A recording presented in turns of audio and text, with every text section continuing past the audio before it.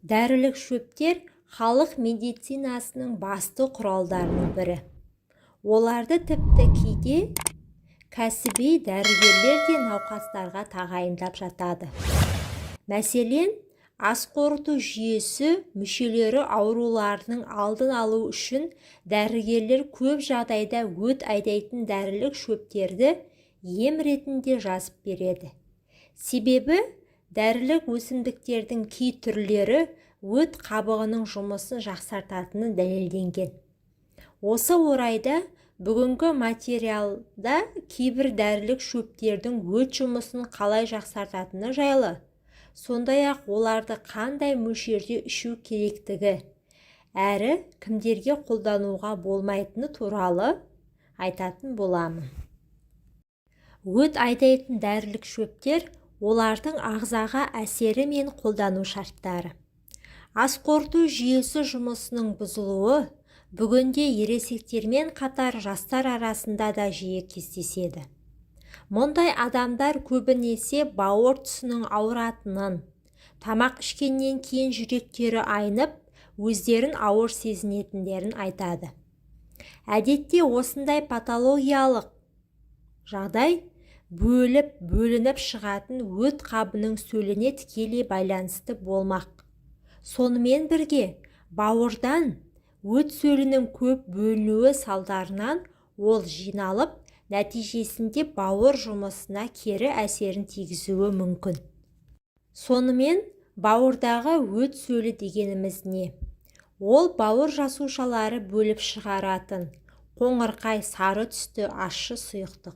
Оның ағзадағы басты міндеттері: асқазандағы астың қорыту процесін ішек қуысына ауыстыруды қамтамасыз ету, ұйқы безінің ферменттері үшін қауіпті болып саналатын пепсин әсерін бейтараптандыру, астың жеңіл қорытылуы үшін ферменттер әсерін күшейту, ішек моторикасын белсенді ету, астың ішекте тұрып қалмауы үшін шырыш бөліп шығару, асқазан ішек гормондарын бөлініп шығуын ынталандыру, билирубин мен холестеринді ағзадан шығару, ақуыздарды қорыту жұмысына қатысу, бактерицидтік әсер.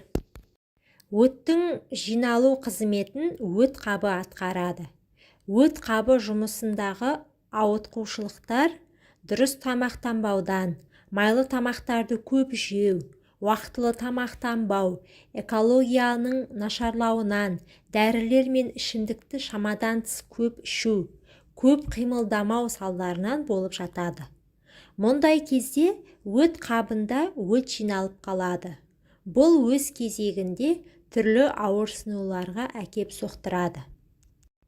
Ауызда ащы дәмнің болуы, жүректің айнуы, асқазанның ауыруы, көп кекіру, ауыздан жағымсыз иістің шығуы, диарея немесе іш қату, зәрдің қоңыр түсті болуы, бауыр аймағының сыздап ауыруы, әсіресе физикалық жүктемеден кейін, бауырдың ұлғаюы, терінің және көз қуысының сарғаюы.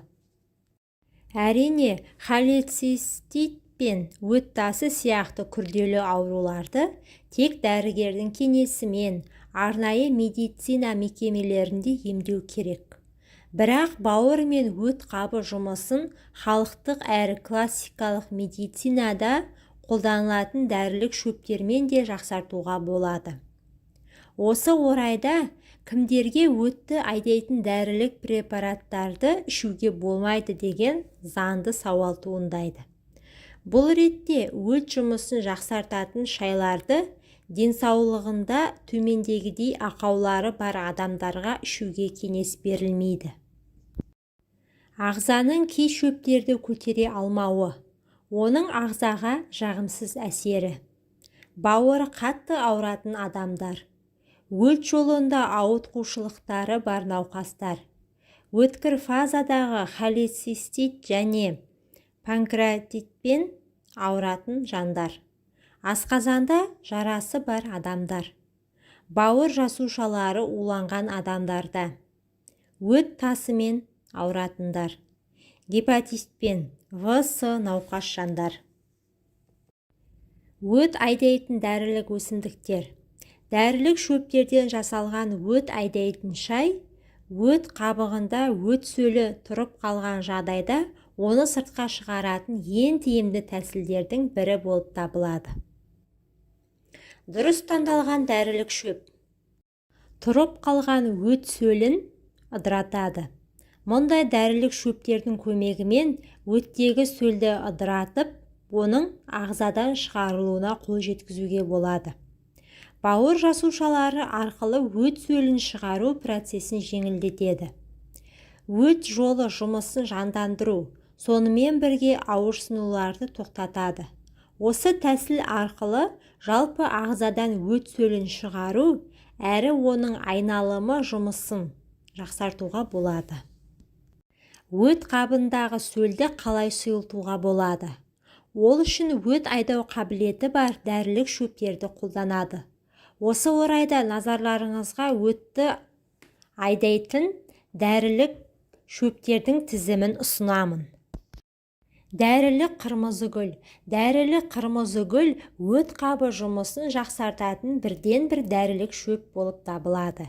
Дәрілік қырмызы гүлдің төмендегіде дәрілік сипаттары бар. Бактерицидті, қабынуға қарсы, спазмолитикалық, холеритикалық. Өт жұмысын жақсарту үшін қырмызы гүл тұнбасын немесе қайнатпасын ішу керек. Ол үшін 3 ас қасы құрғақ гүлді алып, оған 300 мл көлемінде су құйып, чайнекке қайнатып алыңыз. Тұнба қайнаған соң газдың астын басып, тағы да 5 минут қайнатыңыз. Тұнбаны тағы 1 тәулік тұндырыңыз. Дайын тұнбаны тамақтану арасында 50 мл көлемінде ішіп отырыңыз.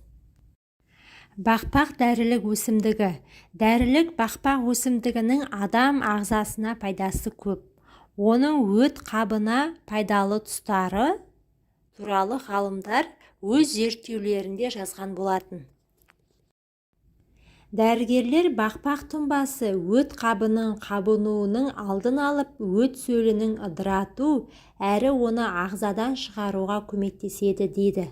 Сонымен бірге аталған дәрілік шөптің антисептиктік әрі зәр айдау қабілеті де бар екен.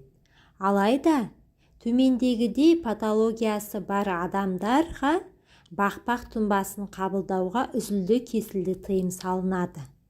Гастрит, колит, геморрой, бауырда немесе бүйрегінде тасы бар адамдарға қолдануға тыйым салынады. Жүгері талшықтары. Жүгері талшықтары өт айдау қабілеті бар ең тиімді өсімдік болып табылады. Жүгері талшықтарын төмендегі аурулармен науқастаған адамдарға қосымша ем ретінде қолданады. Холангит және холецистит өт қабығында және өт жолдарында тасы бар адамдар және гепатит. Жүгері талшықтарының халықтық медицинадағы басты рөлі өт сөлін ыдырата білу және билирубин деңгейін бақылай алу қасиеті болып табылады. Сол себепті көп жағдайда жүгері талшықтарынан емдік шайлар мен тұнбалар әзірлеп жатады. Аталған дәрілік өсімдіктерден бөлек өт қабы мен өт жолдары жұмысын жақсарту үшін төмендегідей дәрілік шөптер пайдаланады.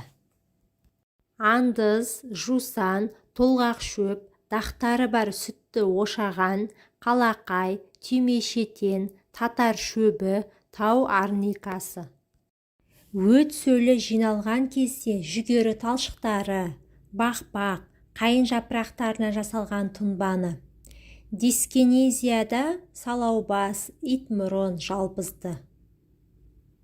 Холециститте жусан, шатыраш, қырмызы гүл, түймедақ. Өт жолдарындағы тастың жиналуының алдын алу үшін салаубас, шайқурай, жалбыз, мелисса, түймедақ, батпақ ішуге кеңес беріледі. Өтте сөл жиналып қалған кезде ауырсынуды басу үшін әрі өт қабы мен өт жолы ауруларының алдын алу үшін аталған дәрілік өсімдіктер жиі пайдаланылады.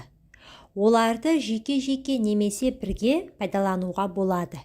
Ең бастысы дәрігермен кеңесуді ұмытпаңыздар. Тек дәрігерлер ғана сіздің денсаулығыңызға қандай дәрілік шөп қажет екенін, әрі өт қабына қатысты ауруларды қалай емдеу керектігін біле алады.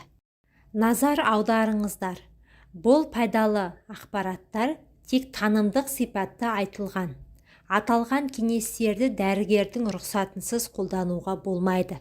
Назарларыңызға рахмет, пайдаларыңызға жарасын. Менің каналыма тіркелуді ұмытпаңыздар.